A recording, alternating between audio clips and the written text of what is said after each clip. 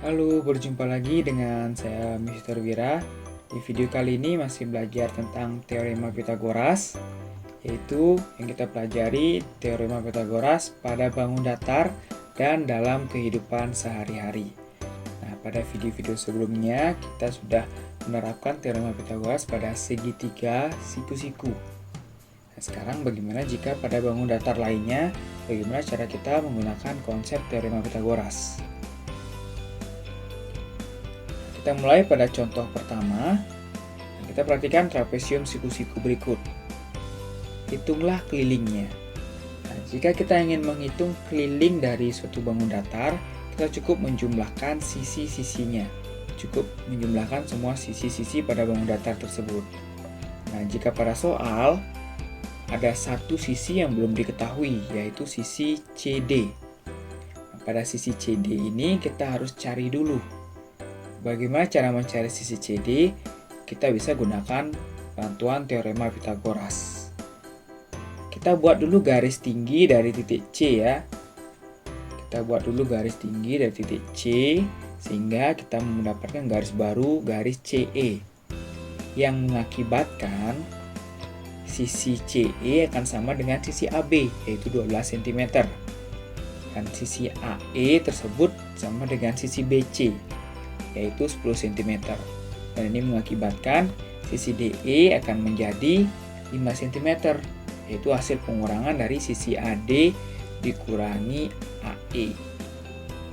Nah, dari sini bisa kalian perhatikan bahwa ada segitiga siku-siku pada trapesium ini, yaitu segitiga CED.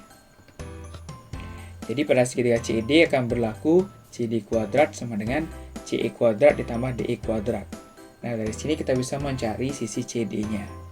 Kita gunakan Teorema Pitagoras, sehingga kita memperoleh CD kuadrat sama dengan 169, yaitu 13 cm, yaitu panjang sisi CD adalah 13 cm.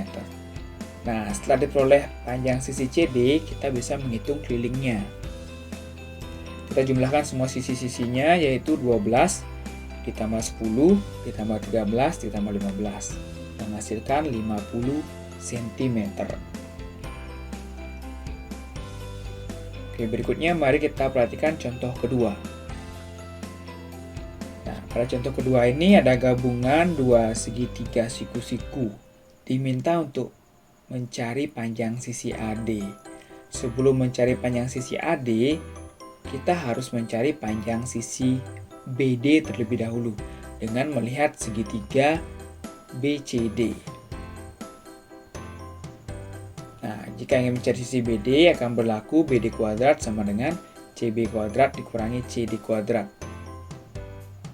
Nah, tinggal dimasukkan bilangannya dan dihitung sehingga diperoleh BD kuadrat sama dengan 144. Sehingga BD sama dengan 12 mm.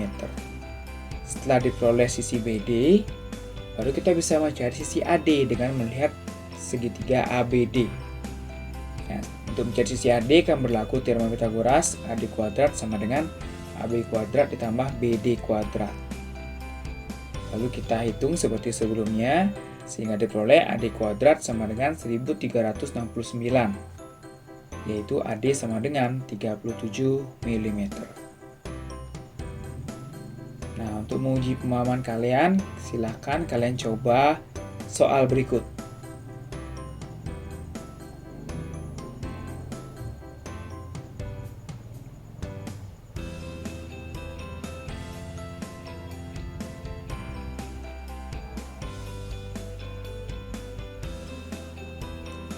Berikutnya, Teorema Pitagoras dalam kehidupan sehari-hari.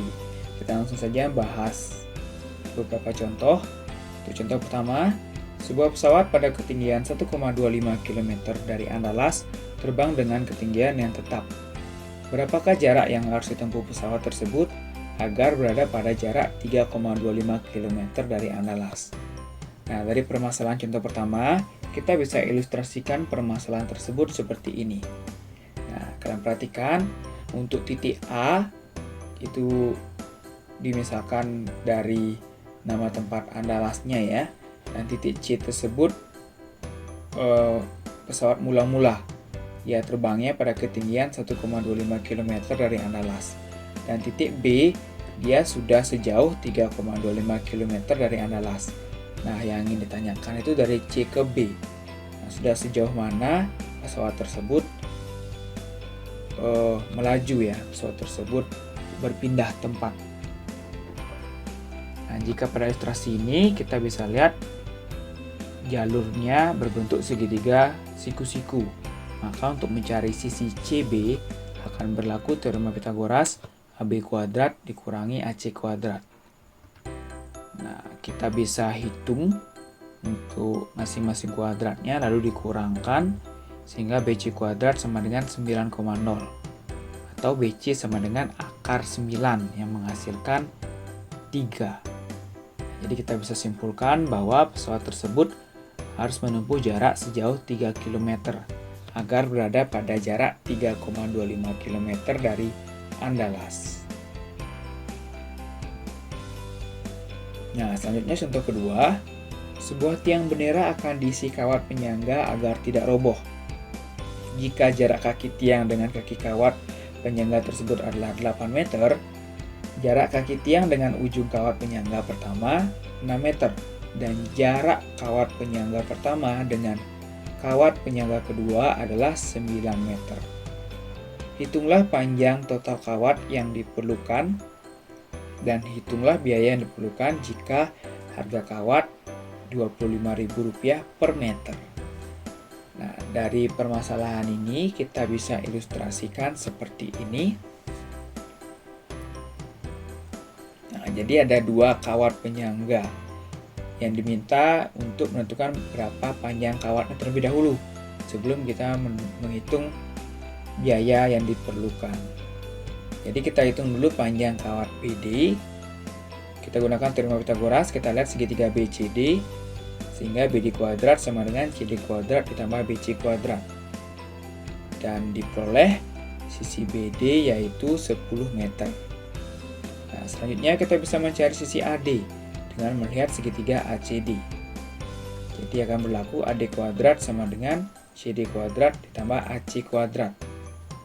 Dan diperoleh sisi AD yaitu 17 meter. Jadi masing-masing panjang kawatnya yaitu 10 meter dan 17 meter. Baru sekarang bisa kita hitung harga kawatnya.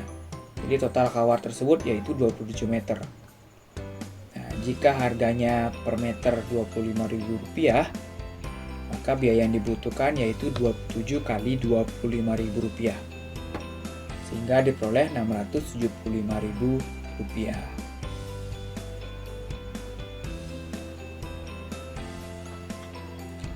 Oke, silakan coba soal berikut untuk menguji pemahaman kalian mengenai penerapan teorema Pythagoras.